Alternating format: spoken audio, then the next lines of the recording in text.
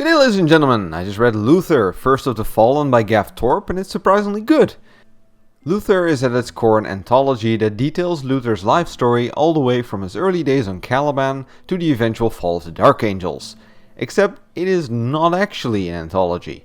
Instead, we see various Dark Angel interrogators pull Luther out of his stasis field on the rock to interrogate him about various subjects. During these sessions, he then tells these tales, but is also forced to observe the slow decline into obsession and ignorance that his former legion goes through between the current timeline and the Horus Heresy.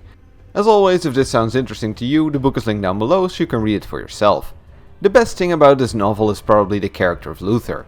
Luther is charismatic, well-spoken, intelligent, and would have been the obvious ruler of the order if it wasn't for the lion. Yet he is also extremely arrogant. He always believes himself to be the smartest and most capable person in the room. A flaw that comes back to bite him in the arse more than once. Normally I have a big issue with Thorpe's characterization, or usual lack thereof, but this book is clearly different. Luther truly feels like the legendary Lord of the Fallen that you would expect him to be, and he was a very entertaining point of view to read from. To elaborate on this, Thorpe's characters often struggle from a tell-don't-show phenomenon, where they are described as one way, but don't really act like it at all.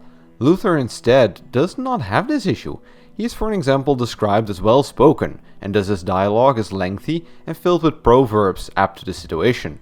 He is described as intelligent, and thus we see him read and manipulate people to his will, or steer himself out of precarious situations by his smarts alone. But also his arrogance is rarely flat out stated, but instead becomes apparent by the way Luther justifies and often glorifies his own actions while narrating them.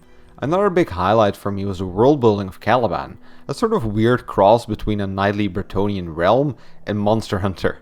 It's a bit similar to Descent of Angels in this regard, but I like this book's portrayal a lot better. Somehow it manages to convey a lot more in about half the number of pages. We get to see some of the politics of the creation of the Order and how it clashed with other factions. We get to see how the questing knighthood works and how the lion was discovered.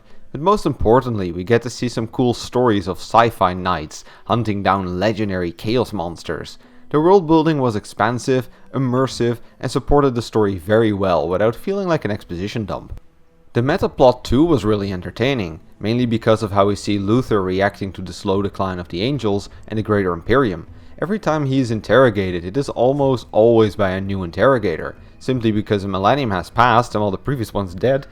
This gives the book an interesting melancholic tone, as Luther is basically forced to sit powerless and watch how his actions slowly doom the Legion over the course of 10,000 years. Few other beings in the galaxy have had to live with the consequences of their mistakes so consciously and for such a prolonged period of time, and together with the events on Caliban, we get a very sad story for the Lord of the Fallen. Altogether, Luther Lord of the Fallen gets a well-deserved 4 to 5 Shadow Dragons. This novella is a great character study of Luther and features a lot of cool world building for the Dark Angels.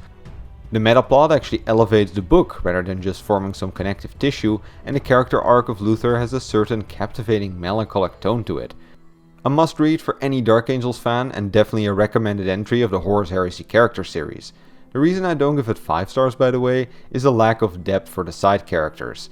The lack of any deeper themes, and the fact that most of the lore isn't new, but rather a more engaging and streamlined version of previous Heresy books such as Descent of Angels.